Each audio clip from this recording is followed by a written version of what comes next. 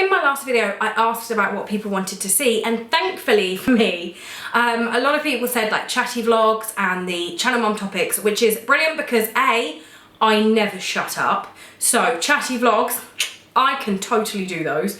And B, it means I've got something new and refreshing to do each month, and you're not all gonna be, not all of you, like the millions of you that watch, okay, you're all gonna be sitting at home going, oh, it's so boring. So I've got to say, I absolutely adore all of you for your responses. A little bit in love with several people right now. I'm sure Darren doesn't mind. But it also means that one of the videos I had lost when my SD card bit the dust, one of them was birth plans, hence the title. I mean, you already know that, clicking on it. Anyway, so I thought I would redo that. So the reason I picked this one to do out of some of the topics that Channel Mum suggests this month is because I've had 5 births and therefore 5 birth plans. So it's something I've got a little bit of experience with, even if I get it all wrong. The slightly different one here obviously is 3 of them were for me and 2 of them were surrogate babies. So birth plans. Now I've got 2 different things I suppose that I want to cover. One of them is that you never know how birth plan is going to go. So although I love the beautifully written things, they're really heartfelt, really just like heartwarming, lovely, beautiful, eloquent, wonderfully worded essays, some of them. And I myself have done a miniature essay and I think they're brilliant. One thing I would definitely say is bullet point above that. So the very first thing is, in case it goes really quickly or it's an emergency cesarean or something goes differently to how you imagine it. Bearing in mind I gave birth to one on the floor right over there with a paramedic saying, are you sure you don't want gas and air? And a midwife running through the door and going, oh, she's crowning, and had one half of a hand in a glove when I started pushing. So just be aware it can go a little bit differently to how you imagined. So I always bullet pointed, and for me the bullet points were, I do not like pain relief, especially not gas and air. I like to maintain movement during labour, so I don't want to be on continuous monitoring unless medically necessary. I would like baby to go for skin to skin as soon as they've been born for my own children, or I'd like the baby to go to my IPs as soon as they've been born if they are present, as long as medically okay. Then it was like, I like to breastfeed. My own was obviously I'd like to breastfeed whenever possible, so please don't give them formula. And then it was like, I would like the baby's cord to stop pulsating before it's clipped. I would like a physiological 3rd stage of labour, so I'd like to deliver the placenta without any medication.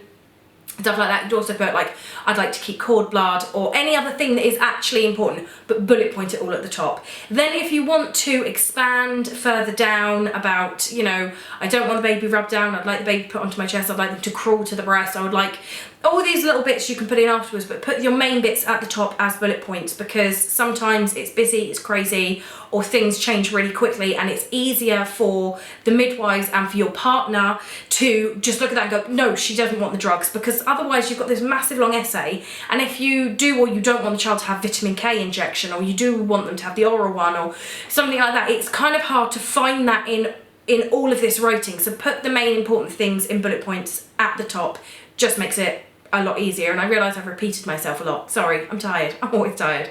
I'm constantly tired. It's like a state of Lisa.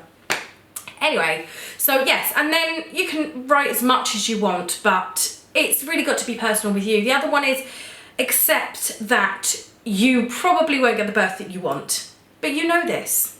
So my thing I want to say is, it's okay to be devastated that you didn't get the birth you want. There is no shame in being heartbroken that you ended up having an emergency cesarean, or that you ended up not being able to have a water birth and that is what you had in your head, or you wanted to have a home birth and you were blue light hospital, or you ended up having to go in for an induction and you went 16 days overdue. Someone I know went 16 days overdue, desperately trying to get her home birth, and still ended up having to go into the hospital to be induced, and my heart goes out to her. It's okay to be sad, and I know in this day and age a lot of people like shame you, like the most important thing is that baby is healthy. Well, obviously that is the most important thing, and being devastated by the loss of the dream birth that you had doesn't make you immature or shallow or selfish, and it doesn't mean you need to be shamed or belittled or taken the mick out of. You've got every right. You've spent all of those months pregnant, probably feeling like poop. This is what you're focusing on. This is like your dream.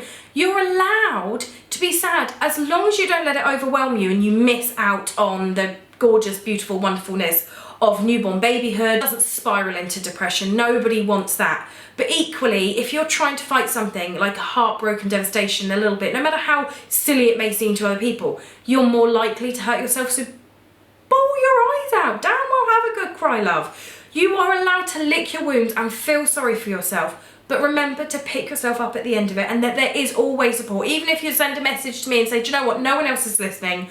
I really wanted a home birth and I ended up having an emergency cesarean, I ended up being induced, or I ended up having forceps, and I'm devastated, and I just need someone to listen to me rant about how unfair it is, because it is unfair and you have every right to feel that it's unfair. But, as I said, take a deep breath, wipe the tears, and yeah, then you get to be grateful that you've got the healthy baby. And if you don't have the healthy baby, if the baby's in NICU or the most heartbreaking of all, the baby passes away, you're allowed to be a wreck, you're allowed to be in bits, and you're allowed to be angry at other people who are moaning about the emergency cesarean that saved their baby's life. Everyone's allowed to have emotions. You are human beings. Don't try and be perfect. Don't try and make yourself what everybody else wants you to be. You're not everybody else.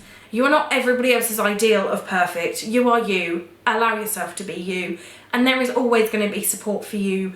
No matter how big or small or trivial your issue may seem, there's going to be someone that's going to listen to you.